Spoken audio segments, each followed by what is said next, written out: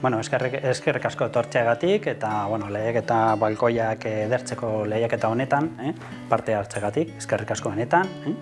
Bienvenidos a todos y vamos a proceder ya a la entrega de premios. Primero agradeceros toda la participación que habéis hecho en los balcones, tanto en Bicimiento Balcones como en las fotografías que habéis sacado en los balcones.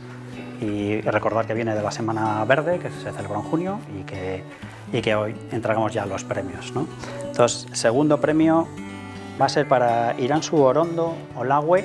Eskerrik asko.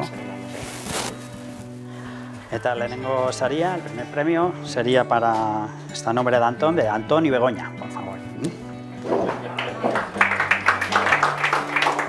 300 euros.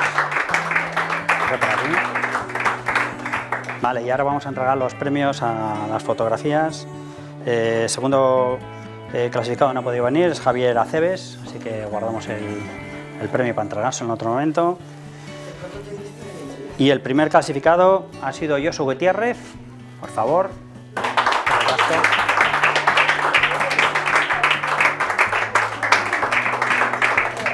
Soriona.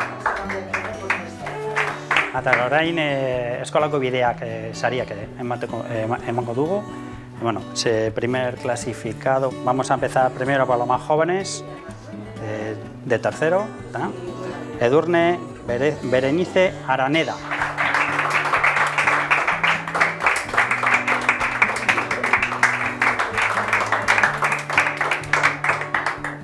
Eta bosgarren urratsa, quinto curso del Colegio Andramari, Eduardo Portune Serrano.